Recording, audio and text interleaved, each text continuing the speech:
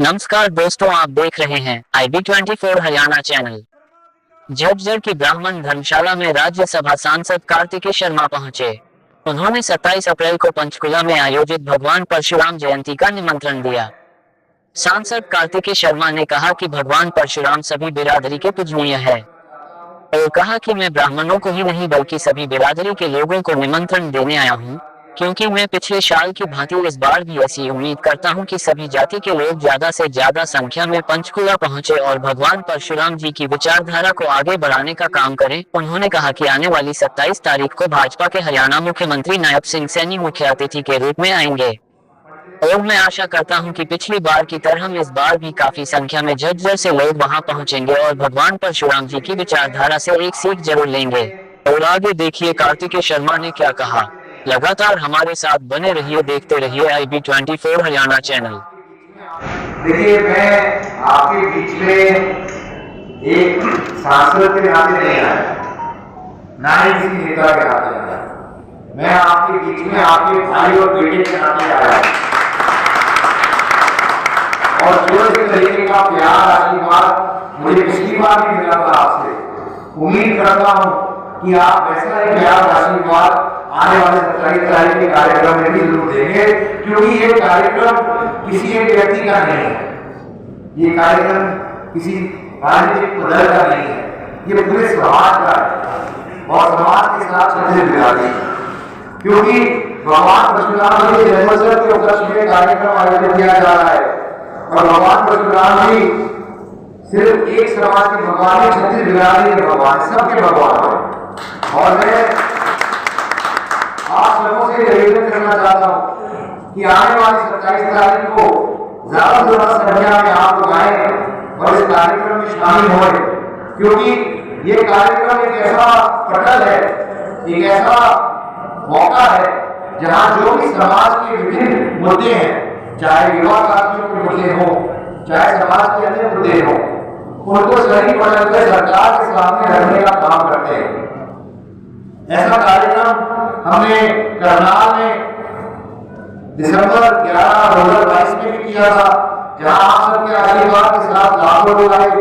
और हमारी जो समाज की डिमांड थी, बातें थी, उसको हमने माननीय मुख्यमंत्री के सामने रखने का काम किया और बनवाने का भी काम किया। तो मैं आपसे निवेदन करना चाहता हूं कि जिस तरीके से पंडित मनोज शर्मा जी ने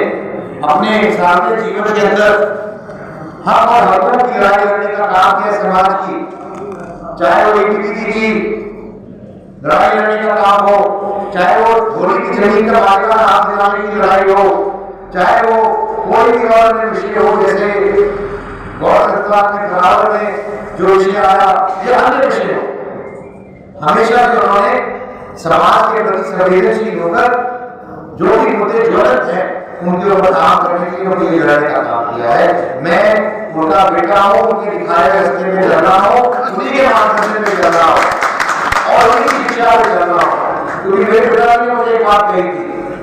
देखो भगवान की कृपा है, किसी चीज की कमी नहीं, हर चीज से सक्षम बनाया भगवान।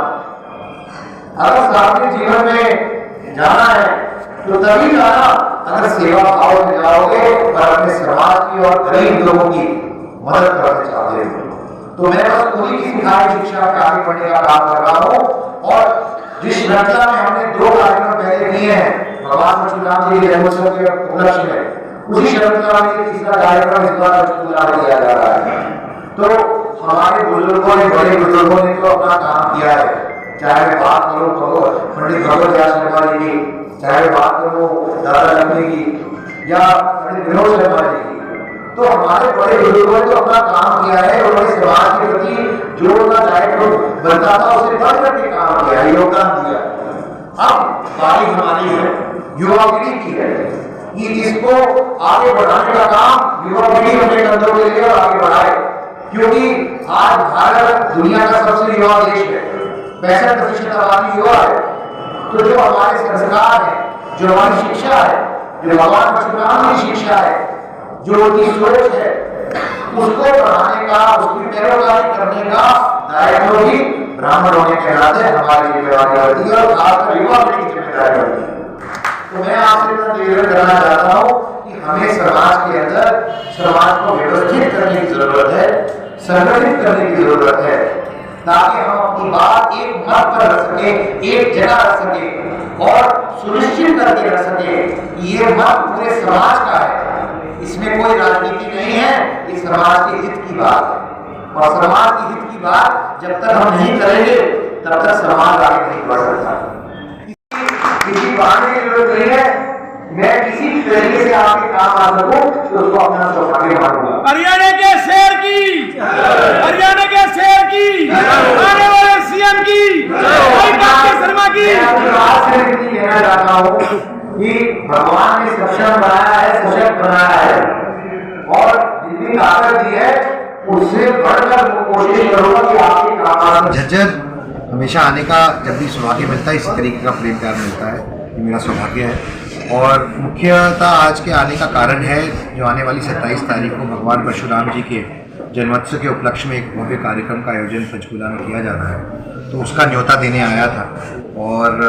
क्योंकि मेरा मानना है कि भगवान परशुराम जी 36 बिरादरी के भगवान हैं और उसका न्योता मैं 36 बिरादरी को देके गया हूँ। हमारे यहाँ अन्य समाजों से भी लोग आए थे,